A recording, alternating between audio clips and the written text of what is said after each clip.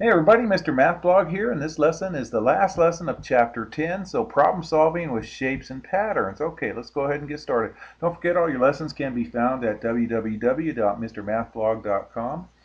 Alright, and there's our Common Core strand, and our essential question is how can we use the strategy acted out to solve problems involving patterns? Okay, so patterns are everywhere, you guys, in your classroom, on quilts, in nature, even wallpaper. So we can see patterns in shapes, size, positions, colors, and a number of figures right here. So here's an example right here. Olivia is going to use the patterns below to make a wallpaper border.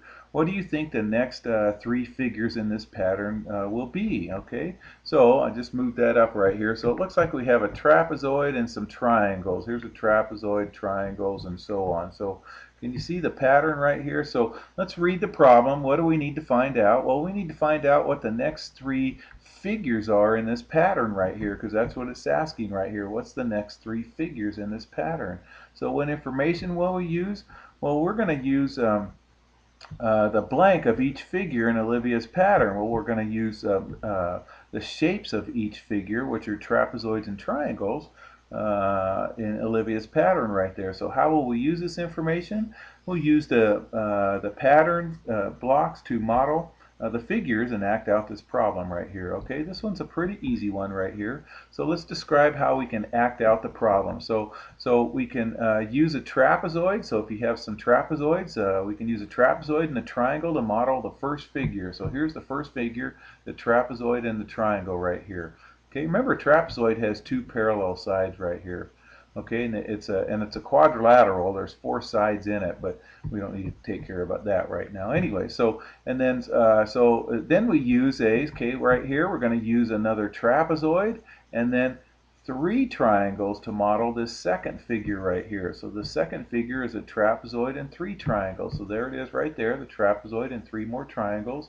So if you have these figures, go ahead and set that up right there. Okay, and then notice the third figure is a trapezoid and one triangle, and then it goes a trapezoid and three triangles again. Can you see the pattern? So we can continue to model this pattern by just repeating the models of the first two figures. It goes a trapezoid and one triangle, then a trapezoid and three triangles, and then it goes a trapezoid and one triangle, a trapezoid and three triangles. So here's the next three figures in the pattern right there. So we left off with the one with three triangles, so then it goes a trapezoid and one triangle, and then it goes a trapezoid and three triangles. Okay, all right.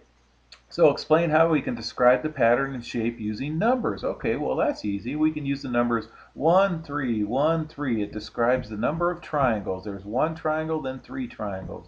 Then one triangle, then three triangles with each of the trapezoids right there. Okay, let's try another problem. So draw what might be the next figure in the pattern. So here's figure 1, there's one dot. Here's figure 2, it's 4 dots, looks like 2 by 2. Figure 3 is looks like 3, 4, 5, 6, 7, 8, 9. There's 9 dots. It's a 3 by 3. Figure 4 is a 4 by 4, which is 16 dots. So what do you think figure 5 is going to be? So how can we describe this pattern? So what do we need to find out, and what information do we need to use, and how will we use the information? Okay, well, we need to figure out what's this fifth pattern right here, and we also need to answer this: how can we describe the pattern right there? So just move that up right there. So we need to find the fifth figure in the pattern, and we also need to describe the pattern, because that's what this says right here. So what information do we need to use? Well, we need to use the arrangements up here of the circles in each figure in the pattern right there. Okay, so we can use counters, I guess, if we wanted to right here. So how can we use this information? We can use the counters to model the figures and act out the problem. So if you have some counters, we just do 5 by 5. And how many would that get us if there was 5 by 5? So let's go ahead and solve the problem. Each figure in the pattern is a square arrangement of circles. The first figure over here is 1. It's a 1 by 1, so it only has 1. The second figure is 2 by 2, so it has 4. The third figure is 3 by 3, so there was 9. The fourth figure is 4 by 4, so that made 16. So the fifth figure, if we're going to keep following that pattern, is going to be a 5 by 5 right there. So there it is right there. Okay, so use the figures to write a number pattern, okay, and then describe the patterns of the numbers. Okay, well, this one has 1, this one has, there's 4, this one has 9, this one has 16, this one has, how many does this one have? There's 5 by 5.